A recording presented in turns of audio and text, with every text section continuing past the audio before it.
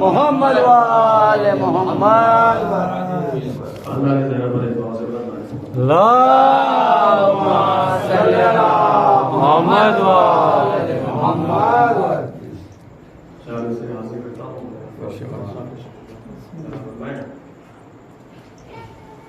جو لوگ اس جہاں میں سمجھدار ہو گئے،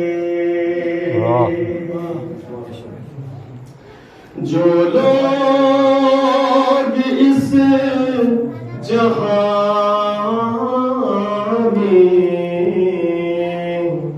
سمجھدار ہو گئے، جو لوگ اس جہاں میں سمجھدار ہو گئے، وہ سب حسین تیرے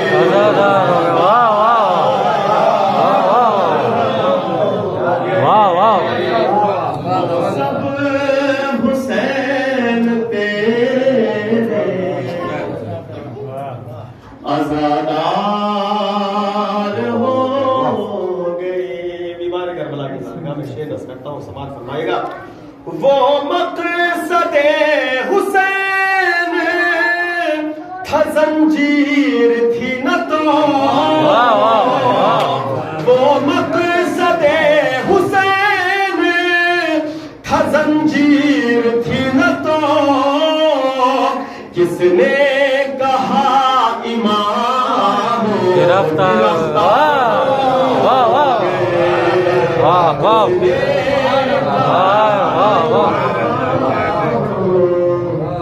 گرفتار ہو گئے،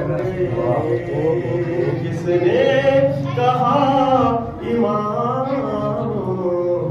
گرفتار ہو گئے. صلوات پڑھیے.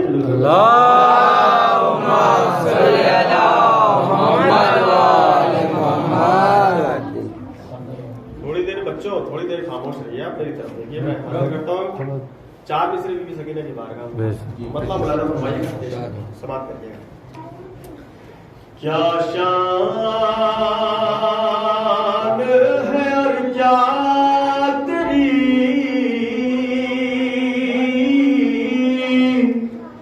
تقدیر سکینہ.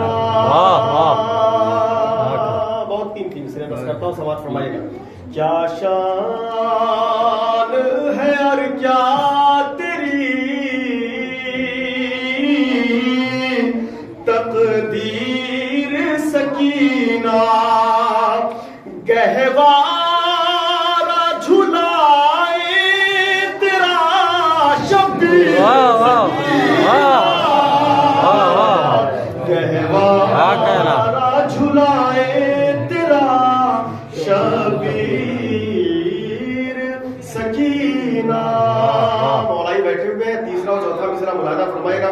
چادر جو نہ تھی بالوں سے چہرے کو چھپا کر، چادر جو نہ تھی بالوں سے چہرے کو چھپا کر، غیرت کا محل کر گئی تعمیر سکینہ. غیرت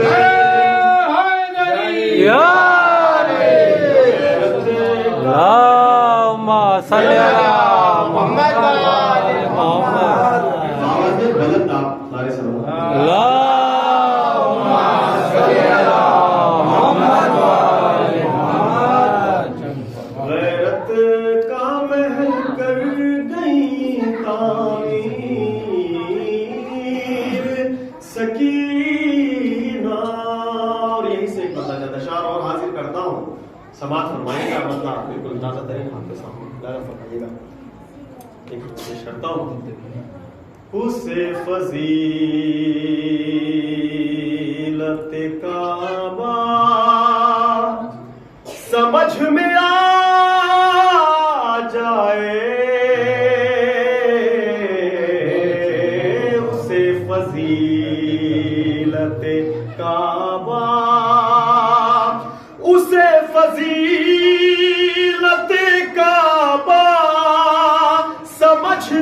میں آ جائے اسے فضیلت کعبہ سمجھ میں آ جائے جسے نبی کا نواز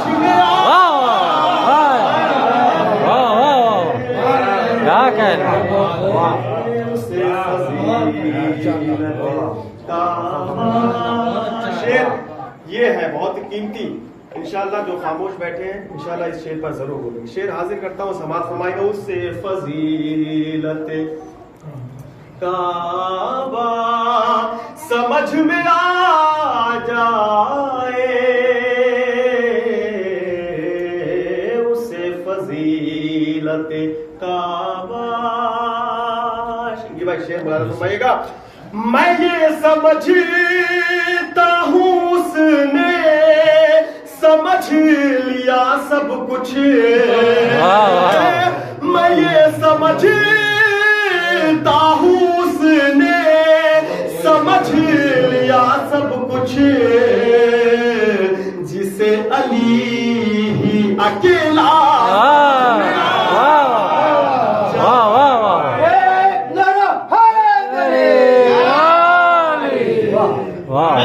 سمجھتا ہوں اس نے سمجھ لیا سب کچھ جسے علی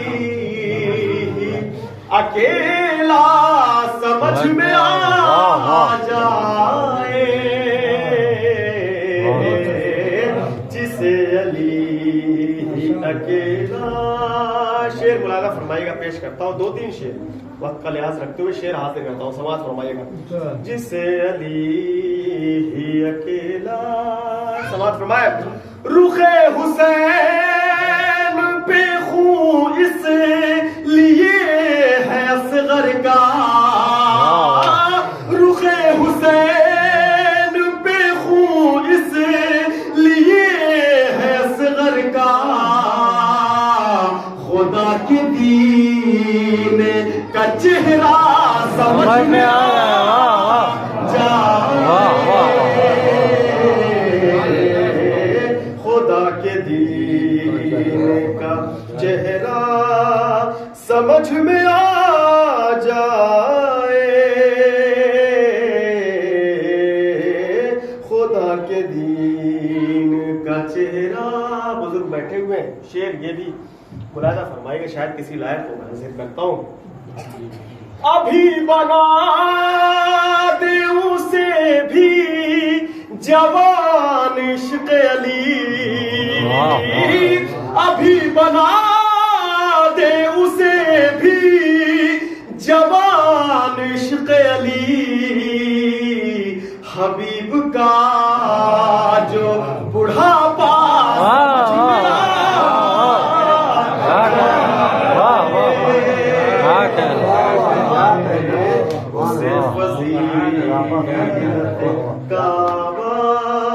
سمجھ میں آ جائے اسے فضیلت. اللہم صلی اللہ. یہ بھی آخری شعر نص کرتا ہوں, سماعت فرمائیے گا. اسے فضیلت کعبہ سمجھ میں آ جائے اسے فضیلت کعبہ. اگر وہ خاک شفا جا نماز پر رکھے. اگر وہ خاک شفا جا نماز پر رکھے. خدا سے شاہ کا رشتہ سمجھ میں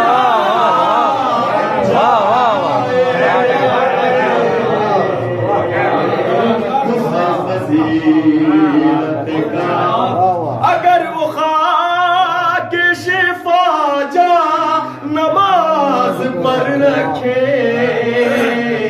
خدا سے شاہ کا رشتہ سمجھ میں آ جائے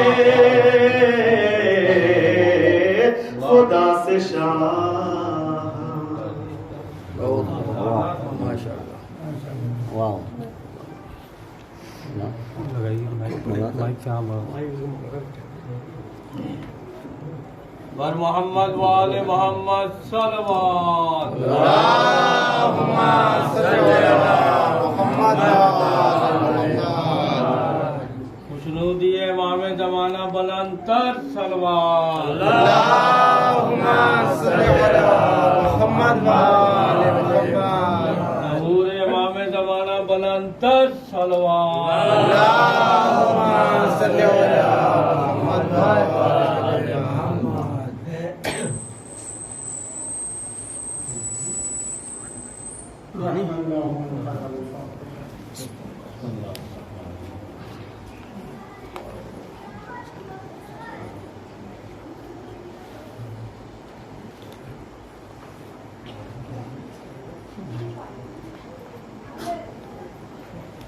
لا حول ولا قوة إلا بالله العلي العظيم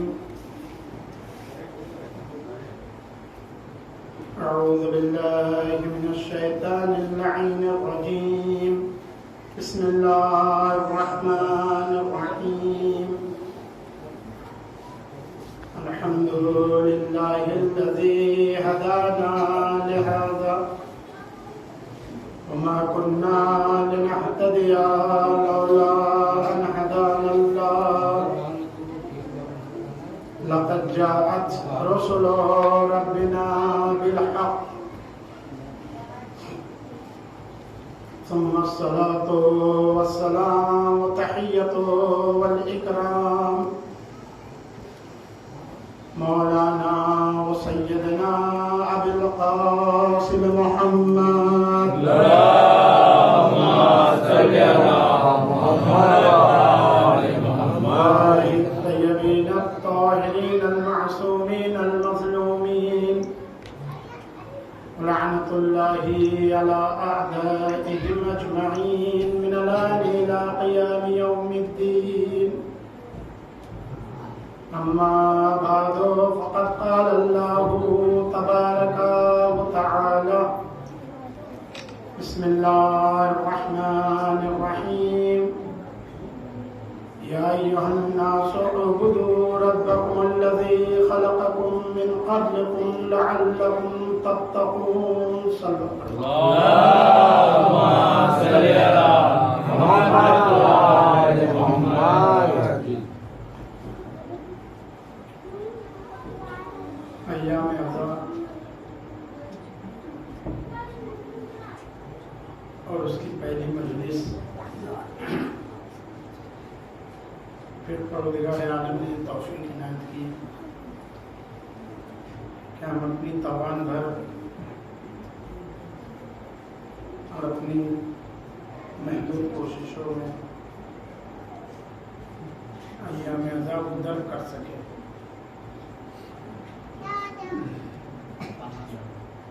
خوش قسمت ہے وہ افراد جو اس فرش عزا کی عظمت کو سمجھتے ہیں اور ناسمجھ ہے جو اتنا اچھا موقع اپنے ہاتھوں سے چھوڑ دیتے ہیں. ایام عزا یا فرش عزا ایک خزانے کی مانند ہے، ایک ایسا خزانہ جس میں انگنت دولت ہو، سکے ہو، اور اس کا منہ کھول دیا جائے اور لوگوں میں اعلان کر دیا جائے کہ آؤ جسے جتنا چاہیے یہاں سے اٹھا لے جاؤ. شاید بہت کم افراد ایسے نظر آئیں گے، یا اگر نظر بھی آ جائے تو عقل کی بنیاد پر انہیں بیوقوف کہا جائے گا جو صرف مٹھی بھر کر دولت اٹھائے اور چلا جائے. جب دولت اٹھانے کی کوئی تعداد معین نہیں ہے تو لوگ اپنے گھروں سے بورے لے کر آئیں گے کہ فری میں دولت مل رہی ہے، اٹھا لو، کام آئے گی. فرش عزا اسی طرح ہے. یہاں جو آتا ہے वो अपनी बिसात भर लेकर जाता है। अब अगर कोई ये कहे कि फर्श अज़ा से मुझे सिर्फ इतना मिला या नहीं मिला या दर हुसैन से आकर खालियात लौटा, तो इसमें फर्श अज़ा या दर हुसैन की कोई कमी नहीं है, वहाँ दरवाज़ा खुला है, हम नहीं ले पाए हैं, कमी हमारी है, वहाँ खजाना खुला हुआ है। और कोई कैद भी नहीं है कि सिर्फ ये आ सकता है वो नहीं आ सकता, जो भी आए, जिसकी अपनी किस्मत अपनी तकदीर उतना भर ले जाए। वाकई खुशकिस्मती है ये, वरना क्या पता आदमी एक साल फर्श अज़ा पर मौजूद हो और बाद वाले फर्श अज़ा पर वो किस्मती ना हो, दरमियान में इंतकाल हो जाए, दरमियान में इस दुनिया से चला जाए। हजार किस्म की बीमारियां इस दुनिया में है, पता नहीं कौन सी कब लायक हो। लिहाजा गनीमत है ये फर्श अज़ा, गनीमत है कि इंसान, अच्छा दौलत में भी सिर्फ ऐसा नहीं है कि मसलन किसी एक मुल्क की करेंसी है, ना, इश्क है, इबादत है, कुरान है, तफसीर है, मंतिक है, हर किस्म की दौलत यहाँ मौजूद है। जो जितनी ले सकता है ले जाए, एक मुअय्यन दौलत नहीं है। दर हुसैन या फर्श अज़ा एक मुअय्यन दौलत का नाम नहीं है कि आदमी आए बस इतनी ही भर ले जाए। हर किस्म की दौलत शऊर देती है फर्श अज़ा, इंसान को इंसान बनाती है फर्श अज़ा। बहुत सी मिसालें हैं तारीख में, कई मिसालें हैं तारीख में फर्श अज़ा के लिए।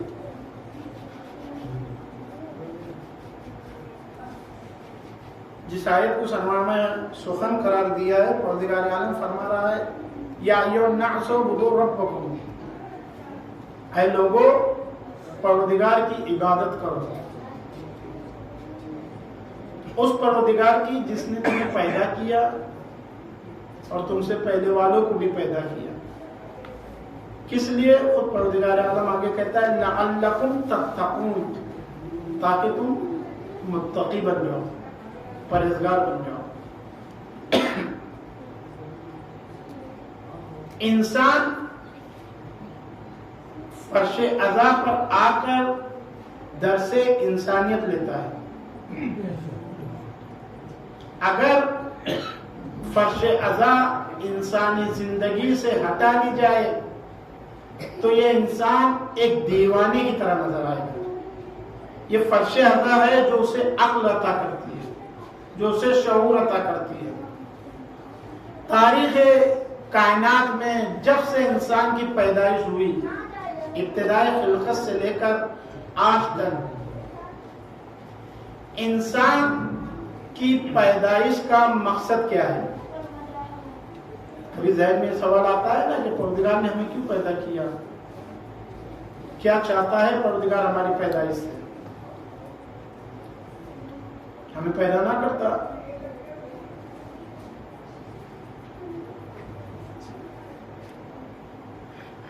कोई भी चीज जब दुनिया में वजूद में आती है तो किसी मकसद के तहत वजूद में आती है। तवज्जो कीजिएगा, कोई भी चीज जब दुनिया में वजूद में आती है किसी मकसद के तहत वजूद में आती है, और जब तक उसका मकसद बरकरार है उस चीज की अहमियत इंसानों की निगाह में होती है। लेकिन जहां वह अपने मकसद से हट जाए, जरा सी थोड़ी बहुत उसमें खराबी पैदा हो, तो फिर इंसान कोशिश करता है कि दोबारा उसे सही करके उसके मकसद तक लाया जाए। लेकिन पूरी तरीके से वो मकसद से हट जाए और वो चीज दोबारा उस काम के लिए ना हो तो इंसान उसे क्या करता है? कूड़े में डाल देता है। मसलन ये पंखा है, इसका वजूद किस मकसद के तहत है? कि जब भी मौसम गर्म हो तो ये हवा दे, गर्मी को कम करे। जब तक इसका मकसद मौजूद है اس کی اہمیت یہ ہے کہ اسے چھت سے باندھا جائے، چھت پر لٹکایا جائے. کس لیے؟ اس کے مقصد کے تحت. یہ اہمیت ہے اس کی. جہاں تھوڑی سی خرابی ہوئی، مثلا بٹن دبایا پنکھا نہیں چلا، تو بنانے والے کو بلایا، دکھایا، اس نے کچھ تھوڑا بہت کیا، پھر وہ اپنے مقصد کو پا لیا. یعنی ذرا سا مقصد کے راہ سے ہٹاتا، پھر اس کے موجد نے اسے دوبارہ لے اس کے مقصد تک لیا. پھر ایک بار خراب ہوا، پھر دوبارہ بنانے والے بلایا گیا، پھر اس نے معائنہ کیا کہ اب یہ پنکھا کام نہیں کرے گا. مثلا اس کا کوئی ایسی خرابی آ گئی کہ اب یہ کام نہیں کرے گا. ایمان سے بتائیے کیا دوبارہ اسے چھت پر لٹکائیں گے آپ؟ چھت پر اس لیے لٹکایا گیا تھا تاکہ وہ گھوم کر ہوا دے اور ہماری گرمی کم کرے. لیکن جب وہ اسے لٹکانے کے بعد وہ گھومے گا ہی نہیں، ہوا ہی نہیں دے گا، گرمی ہی کم نہیں کرے گا، تو اسے آدمی کیا کرتا ہے؟ اسے ہٹا کر دوسرے کو لے آتا ہے. یہی حال ہر موجود کی مقصد کا ہے. انسان اگر اپنے مقصد کی راہ سے ہٹ جائے تو نمائندگان خدا انہیں ان کی لاٹ پر لے آتے ہیں. ابتدائی خلقت سے آپ دیکھیے، پروردگار عالم نے سب سے پہلے جناب آدم کو بھیجا، مستقیماً ایک انسان کہہ کر نہیں بھیجا ہے. انسان تو ہے، اس میں کوئی شک نہیں، لیکن نبی بنا کر بھیجا ہے. یعنی انسان کو بنانے والا کون ہے؟ پروردگار عالم. اب اگر انسان میں کوئی خرابی پیدا ہو اور ذرا سی دیر کے لیے وہ اپنے مقصد سے ہٹ جائے تو جناب آدم کو بھیجا ہے کہ اسے جاؤ بناؤ، اسے پھر اس کی راہ پر لے آؤ. یہ سلسلہ رکھا ہے کہاں تک؟ آج تک، رسول اللہ تک، اس کے بعد ائمہ معصومین اور آج 12 امام.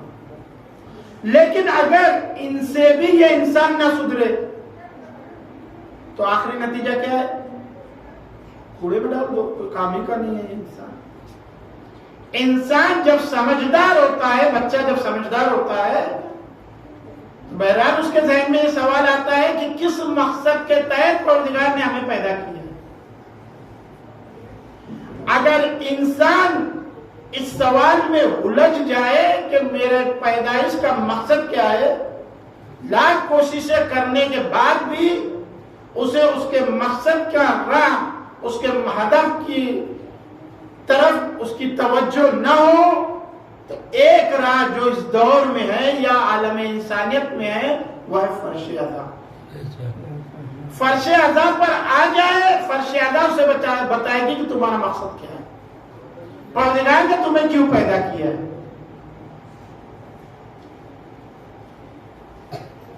وَمَا خَلَقْتُ الْجِنَّ وَالْإِنسَ إِلَّا لِيَعْبُدُونَ.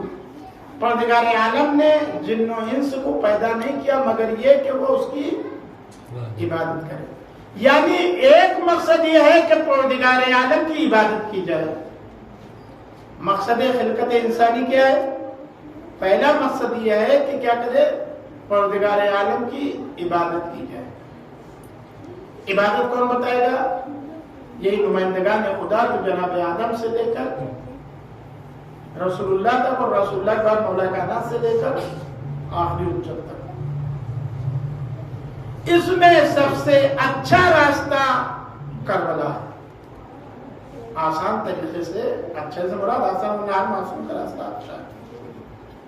کربلا ہمیں بتاتی ہے کہ عبادت کیسے کرنی ہے. کربلا ہمیں سکھائے گی کہ عبادت کا طریقہ کیا ہے.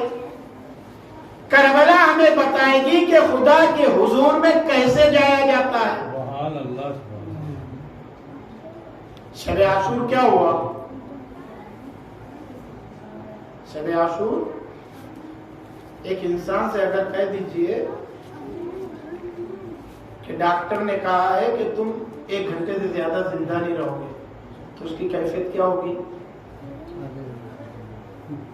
ایک انسان، اس سے کہہ دیجئے ڈاکٹر نے معائنہ کرنے کے بعد کہا ہے کہ تم 1 گھنٹے سے زیادہ زندہ نہیں رہو گے، کیا کیفیت ہوگی اس کی؟ کربلا میں پتہ ہے کہ اب جو شب گزرے گی اور جو دن آئے گا تو ہم دوسرا دن نہیں دیکھیں گے. کربلا میں پتا ہے کہ تمہیں بس ایک دن اور زندہ رہنا ہے. میں عمومی بات کر رہا ہوں، اپنے کربلا کے شہیدوں کا شعور، ان کی عقل، ان کا پیمانہ تو چھوڑ دیا، میں عمومی بات کر رہا ہوں. انہیں پتا ہے کہ ہم صرف کل کے دن زندہ ہیں. ایک عام آدمی سے کہہ دیجئے کہ تمہیں ایک دن کی مہلت ہے، اور کربلا کے شہیدوں کو دیکھیے کہ ایک دن کی مہلت ہے. اس کے بعد بھی کیا کہا گیا کہ جاؤ شمر سے یا ہمارے ساتھ سے کہو کہ ایک دن کی مہلت دے دے تاکہ ہم خدا کی عبادت کر سکیں. کیا کہا جا رہا ہے؟ ایسا نہیں کہ امام حسین کی عبادت میں نعوذ باللہ کوئی کمی تھی. اگر نعوذ باللہ امام حسین عابد نہیں ہے تو پھر کوئی عبادت کر ہی نہیں سکتا. علی مرتضیٰ کے لال ہے حسین، وہ جانتے ہیں عبادت یعنی کیا. اس کے بعد بھی جو مہلت مانگی گئی ان میں ایک چیز کیا تھی کہ زندگی کے آخری لمحات میں خدا کی عبادت ہو جائے. یعنی حسین یہ بتانا چاہتے ہیں کہ اپنی زندگی کو اگر مقصد تک پہنچانا ہو اور یہ پتا ہو کہ زندگی آخری لمحوں پر ہے تو عبادت خدا میں بسر کر لو تاکہ خدا سے ملاقات ہو سکے. صلوات پڑھیں محمد علی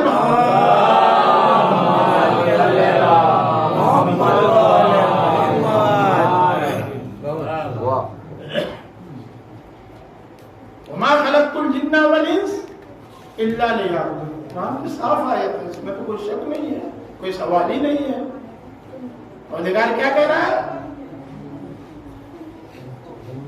جن و انس کو پیدا کرنے کا مقصد کیا ہے؟ عبادت. اچھا عبادت کی بھی تعریف کیا ہے؟ عبادت صرف ایسا نہیں کہ نماز پڑھ لے آدمی، رمضان میں روزہ رکھ لے، حج واجب ہو جائے تو حج پر چلا جائے، یہ عبادت نہیں ہے. ہر وہ کام جو رائے خدا میں کیا جائے عبادت ہے.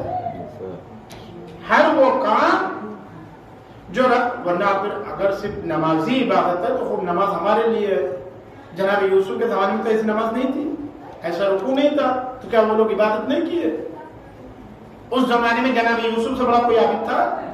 جناب موسیٰ کے دور میں جناب موسیٰ سے بڑا کوئی عابد تھا؟ تو وہ تو ایسے رکوع نہیں کرتے تھے.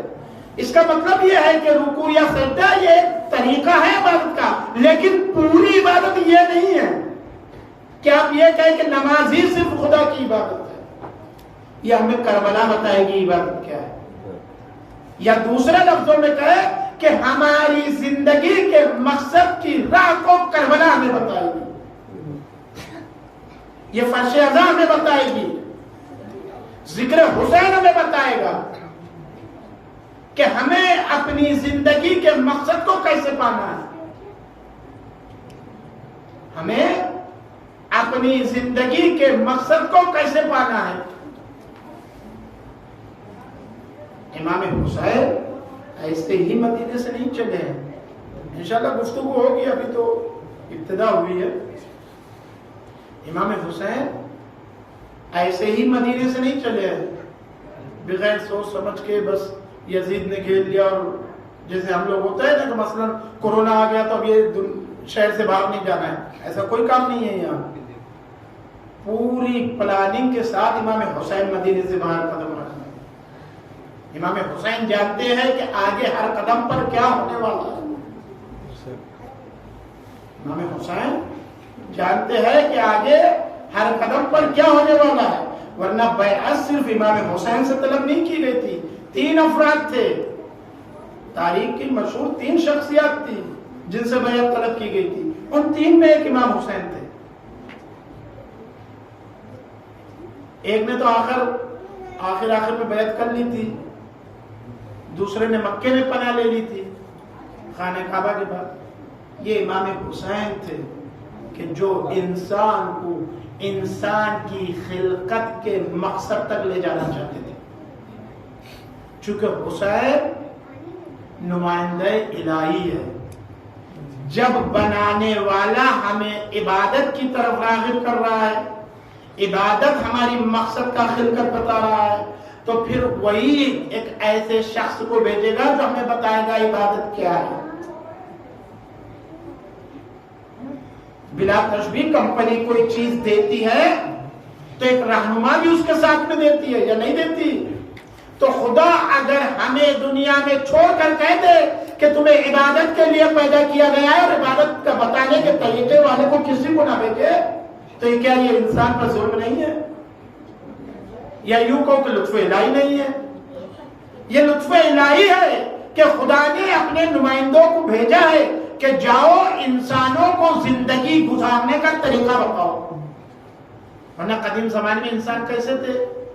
کوئی فرق نہیں تھا، حیوان اور انسان میں کوئی فرق نہیں تھا، دونوں برہنہ تھے یا نہیں تھے؟ پھر کچھ سمجھ آئی تو پتوں سے ڈھانپا، پھر کچھ اور آگے بڑھے تو کسی حد تک کپڑے نمودار ہوئے، ہے نا؟ یہ کیا تھا؟ یہ انسان کی رہنمائی ہو رہی تھی۔ حتیٰ خود حابیل و قابل میں دیکھ لیجئے، جب قابل نے جناب حابیل کو قتل کیا تو پریشان تھا کیا کرے؟ جناب حابیل جب شہید ہوئے تو قابل پریشان تھا کہ کرے کیا؟ تب کہا جاتا ہے کہ کوے آئے، دو لڑے، ایک نے دوسرے کو مارا، کھڈا ٹوٹا اسے ڈال دیا، تب اس کے سمجھ میں یعنی رہنمائی ضروری ہے انسان کے لیے۔ بغیر رہنما کے انسان اپنے مقصد کو کھو دے گا۔ اگر انسان کے پاس کوئی رہنما نہ ہو تو انسان اپنے مقصد کو کھو دے گا۔ یہی حال امت کا ہوا تھا، امت اپنے مقصد سے ہٹ گئی تھی، امت اپنے مقصد سے ہٹ گئی تھی۔ اب امام حسین نے اعلان کیا تھا کہ خدا نے مجھے اسی کے تحت بھیجا ہے کہ جو انسان اپنے مقصد سے ہٹ جائے میں اسے خرید لے کر یہاں آؤں، میں اسے کیا کروں؟ اس کے مقصد کی طرف ہدایت کروں۔ جناب حر جب چلے ہیں کوفے سے، جناب حر جب کوفے سے نکلے ہیں امام حسین کو گھیرنے کے لیے، تو کس کی طرف سے آئے تھے؟ عبید اللہ کی طرف سے آئے تھے، دشمنوں کی طرف سے۔ تو دروازے کوفے سے باہر آنے کے بعد جناب حر کو 3 مرتبہ آواز آئی، حر تمہیں جنت کی بشارت ہے، حر تمہیں جنت کی بشارت ہے۔ تینوں مرتبہ جناب حر نے پلٹ کر دیکھا، کوئی نظر نہیں آیا۔ پھر اپنے آپ ہی میں کہا کہ جا رہا ہوں نواسے رسول کو گھیرنے کے لیے ان کے مقابل میں، اور مجھے جنت نصیب ہوگی، ممکن نہیں ہے۔ یہ کہہ کر جناب حر چل گئے۔ حسین کس لیے ہے؟ انسان جب اپنے مقصد سے ہٹ جائے تو اسے مقصد کی طرف رہنمائی کرے۔ نور ہے جو ظلمات سے نکال کر لے جاتا ہے، من الظلمات الی النور، ہے نا؟ جناب حر کس کی طرف سے آئے تھے؟ لشکر شام کی طرف سے آئے تھے، نہیں آئے تھے؟ امام حسین کو گھیرنے کے لیے جناب حر کہاں سے آئے تھے؟ لشکر شام کی طرف سے آئے تھے۔ سیرے سالار تھے، اپنی فوجی ٹکڑی کے۔ تو شام میں کیا مشہور تھا؟ توجہ کیجئے گا، امام حسین کس لیے ہے؟ جب انسان مقصد سے، خلقت کی مقصد سے ہٹ جائے تو اسے اس کی طرف متوجہ کرتے ہیں، رہنمائی کرتے ہیں۔ شام میں کیا مشہور تھا؟ کہ نعوذ باللہ مولا کائنات نماز، یہی تھا نا؟ جب مولا کائنات کی شہادت ہوئی اور شام نے سنا کہ علی میراج میں شہید ہوئے تو تعجب میں پوچھا کہ علی اور نماز بھی پڑھتے تھے؟ یعنی مشہور کیا کیا گیا تھا کہ نعوذ باللہ مولا کائنات نماز نہیں پڑھتے۔ دوسری اور کیا مشہورت تھی شام میں؟ کہ جب جنگ میں مولا کائنات نے فرات پر قبضہ کر لیا یا نہر پر قبضہ کر لیا تو مد مقابل کے لشکر کو، یعنی شام کے لشکر پر پانی بند کر دیا۔ نعوذ باللہ علی اتنے سخت دل تھے کہ انسانیت کے ناطے بھی پانی نہیں دیا، پانی روک لیا، بند کر دیا۔ تھی نا یہ 2 چیزیں مشہور، اور بھی مولا کائنات کے خلاف بکواس تھی، لیکن یہ 2 چیزیں مشہور۔ اور حر کس کی طرف سے آ رہے ہیں؟ لشکر شام کی طرف سے آ رہے ہیں، ہے نا؟ اس لشکر کی طرف سے آ رہے ہیں جہاں یہ مشہور ہے کہ مولا کائنات وہ شخص ہے کہ نعوذ باللہ نماز نہیں پڑھتے۔ مولا کائنات اگر پانی ان کے پاس آ جائے تو دیتے نہیں ہیں، اور جب ملا ہے امام حسین سے آ کر تو سب سے پہلا جو منظر سامنے آیا وہ کیا تھا؟ تاریخ کہتی ہے کہ لشکر ہور اتنا پیاسا تھا کہ کچھ دیر اور پانی نہ ملتا تو خود ہی ہلاک ہو جاتا، لیکن امام حسین نے اپنی مشکوں کا دہنا کھول دیا۔ انسان تو انسان، ان کے حیوانوں تک کا امام حسین نے پانی دیا۔ تو سنے نا آپ نے یا نہیں سنا ہے؟ آپ اسے تعجب سے دیکھ رہے ہیں، میں پہلی بار کہہ رہا ہوں۔ صلوات پڑھیں محمد علی محمد۔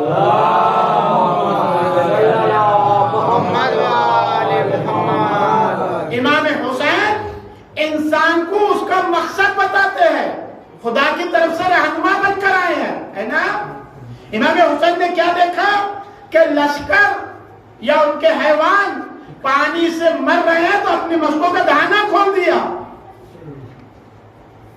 یہ نہیں سو امام حسین جانتے ہیں آگے پانی کی ضرورت ہوگی، لیکن پانی کا مشکوں کا دہانہ کھول دیا اور آخری نفر تک، حتیٰ حیوانوں تک ان کے پانی دیا نا۔ اب آگے بڑھیے، کچھ دیر گزری، اذان کا وقت ہوا، امام حسین نے اپنا ایک ایلچی بھیجا اور کے پاس، کہا جاؤ اور سے پوچھو کہ اپنی جماعت الگ کرو گے یا ہمارے پیچھے نماز پڑھو گے، ہے نا؟ امام حسین نے کیا پیغام بھیجا کہ اپنی جماعت الگ کھڑی کرو گے یا ہمارے پیچھے پڑھو گے؟ جناب انہوں نے کہا آپ کے پیچھے پڑھو۔ پورا واقعہ آپ کے پاس سنا ہوا۔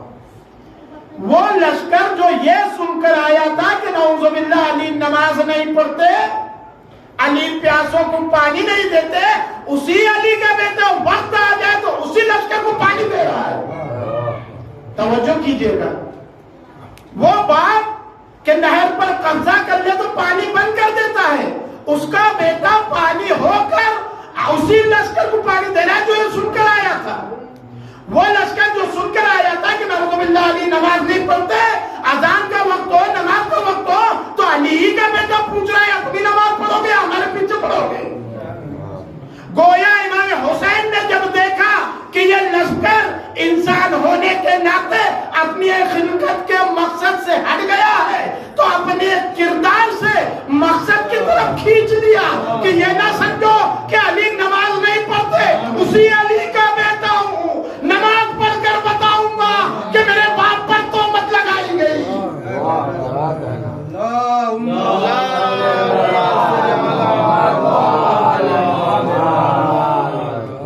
حسین نے پانی پلا کر اسی شام کے لشکر کو، اسی یزیدی لشکر کو پانی پلا کر، نماز پڑھ کر، یہ پڑھا کر یہ بتا دیا کہ تم اپنی خلقت کے مقصد سے دور تھے، ہم تمہاری رہنمائی کر رہے ہیں، اگر پا سکتے ہو تو اپنی خلقت کے مقصد کو پا لو۔ یہی نتیجہ تھا کہ جب صبح عاشور ہوئی تو حر نے ہاتھوں کو باندھ کر پیش کیا، مولا میں حاضر ہوں۔ یہ حسین کا وہ کردار تھا، حر تو یزیدی لشکر سے آئے تھے لیکن نظر شہادت ہو رہی ہے۔ صلوات پڑھے محمد علی محمد۔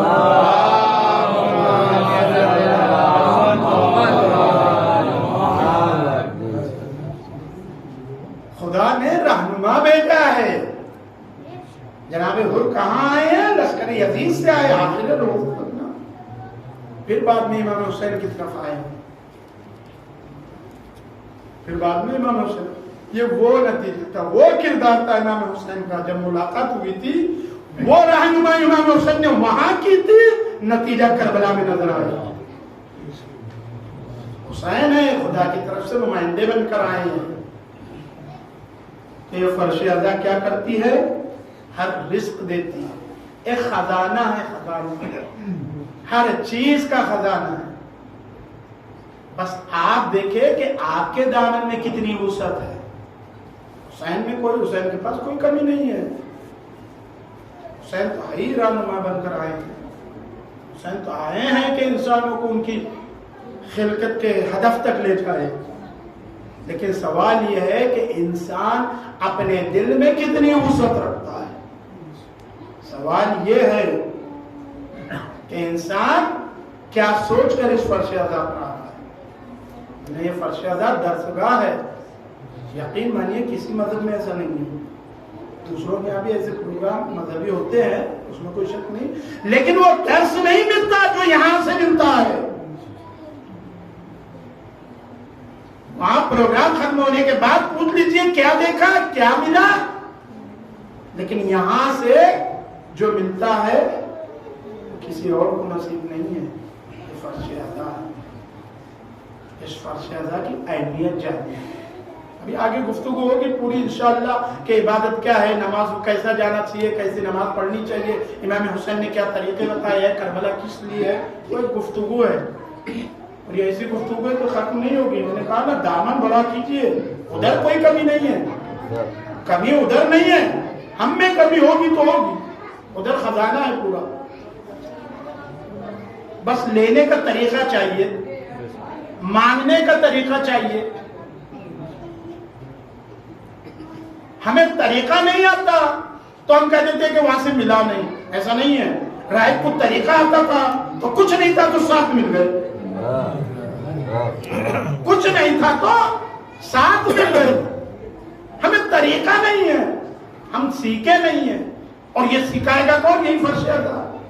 یہاں آئے ہیں تو لے کر جائیے، خالی آپ جا کر کوئی فائدہ۔ فرش ادا پر آ کر انسان اگر اپنی زندگی میں تبدیلی نہ دیکھے تو سوچئے کہ ہم فرش ادا پر تو گئے لیکن کچھ لیا نہیں۔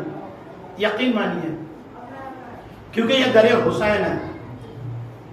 یہاں آ کر انسان، مثلا میں، اب آپ تو مجھ سے بہت اچھے ماشاءاللہ، میں اذان ہو رہی وہاں چوراہے پر بیٹھا بات کر رہا ہوں، ہے نا، ہفتہ بھر میں نے ایسے ہی کیا، نماز پڑھ رہا ہوں، مہینے کے تو بے نمازی ہوں، مثلا 3 بجے پڑھ رہا ہوں، 4 بجے پڑھ رہا ہوں۔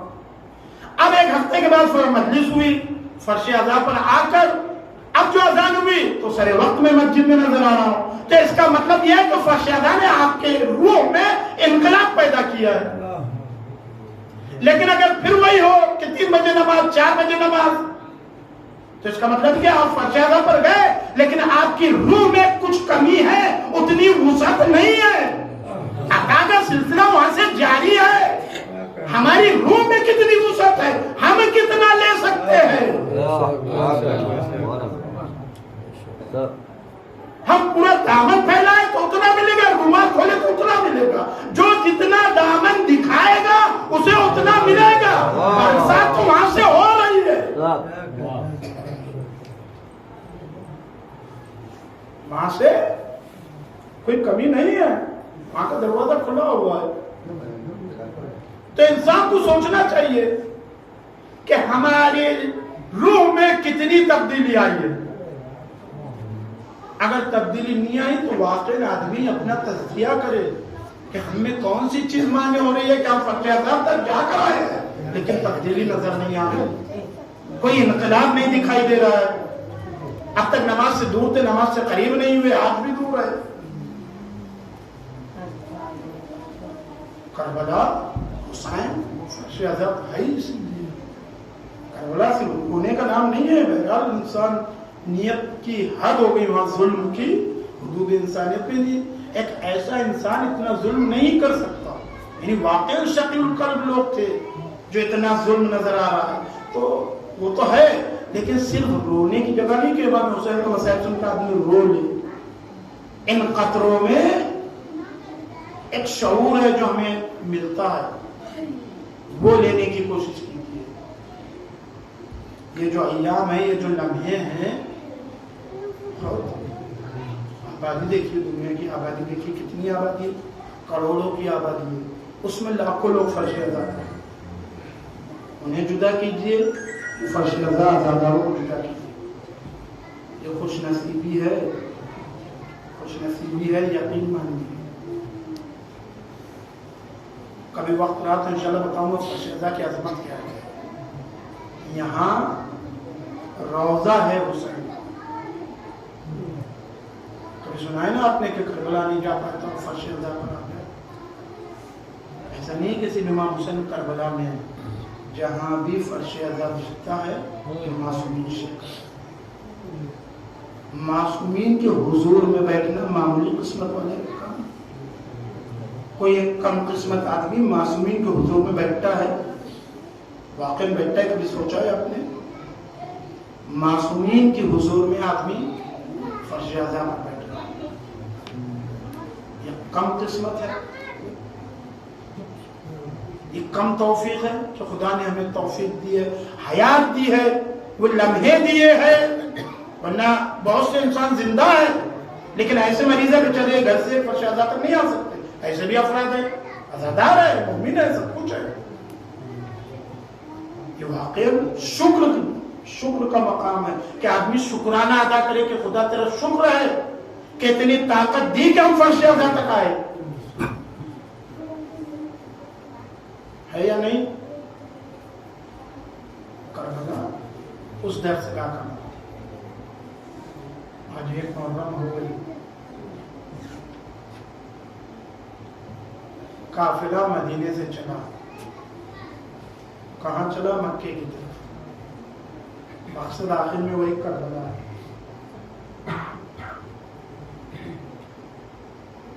سواروں پر، جانوروں پر اماریاں لگائی گئی،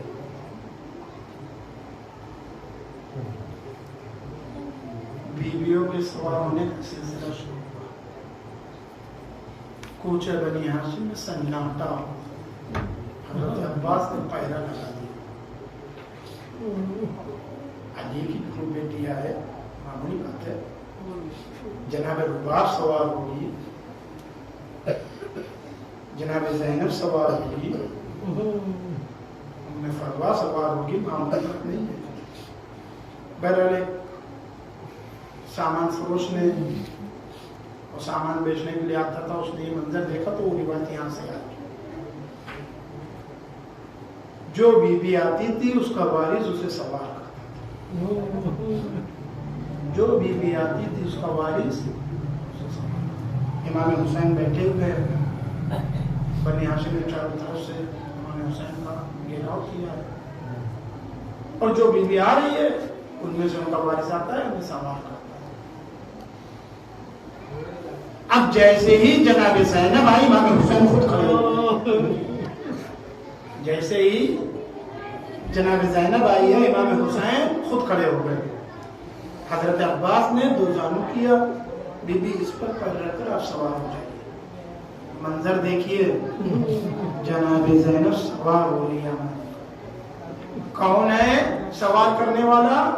حضرت عباس دو جانو بیٹھ گئے۔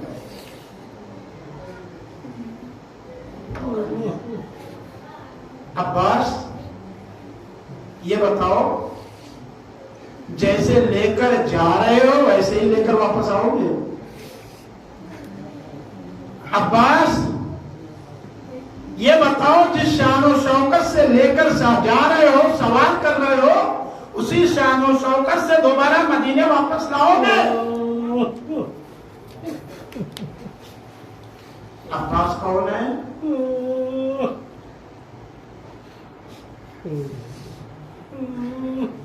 بچپن سے لے کر آج تک صرف ایک جملہ سنا تھا، عباس تمہیں کربلا کے لیے مانگا گیا۔ جہاں جہاں بھی موقع آیا یہ کہہ کر جناب عباس کو روکا گیا، عباس کربلا نہیں ہے نا؟ امام حسن کے جنازے پر تیر برسائے گئے، عباس کربلا نہیں ہے۔ امام حسین سے میرے زبانی کی گئی، عباس کربلا نہیں ہے۔ مدینے کا منظر سامنے آیا، عباس کربلا نہیں ہے۔ وہ شخص جو بچپن سے یہ سن رہا ہو کہ کربلا کے لیے مانگا گیا، اس کی ارمانیں کیا ہوگی، کیا ہوگی، اس کے دل میں کیسی تڑپ ہوگی۔ اب وہی شخص اپنی شہزادی کو سوار کر رہا ہے۔ عباس یہ بتاؤ، جس شان و شوکت سے سوار کر رہے ہو، لے کر جا رہے ہو، اسی شان و شوکت سے سوار کر کے دوبارہ واپس لاؤ گے؟ چلا قافلہ، جیسے ہی قافلے نے حرکت کی، کسی عالم سے یہ روایت سنی تھی کہ جناب ام المؤمنین صاحب ٹیکے ہوئے زمین پر پیچھے آئے، امام حسین نے دیکھا، سواری سے اترے گا، اما ام المؤمنین آپ سے تو خدا حافظی ہو گئی تھی، اب کیا بات ہے کہ آپ قافلے کے پیچھے پیچھے آ رہی ہیں؟ का एक और इल्तिजा है। का क्या है? का अब्बास को कुछ देर मेरे हवाले कर। ठीक है अब्बास जाओ, अम्मा बुला रही। हजरत अब्बास का हाथ पकड़ा, कब्र रसूल तक आई। एक हाथ कब्र रसूल पर रखा अब्बास का, दूसरा हाथ अपने सर पर रखा। माँ है उम्मुल बनी, अब्बास का एक हाथ कब्र रसूल पर है, दूसरा हाथ माँ के सर पर है। अब्बास कसम खाओ कब्र रसूल की और मेरे सर की, और मुझसे वादा करो जब तक दोनों हाथ सलामत रहेंगे ज़ैनब की चादर पर आएगी। एक सवाल ज़ैनब ने किया था, अब्बास जिस शान से लेकर जा रहे हो उसी शान से लाओगे? एक तरफ माँ वादा ले रही है, अब्बास जब तक दोनों बाजू सलामत है ज़ैनब की चादर पर आफत ना आएगी।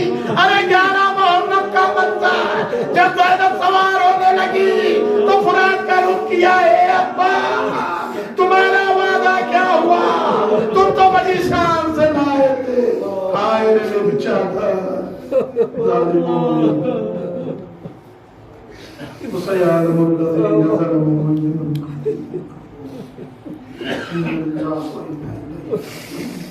माता में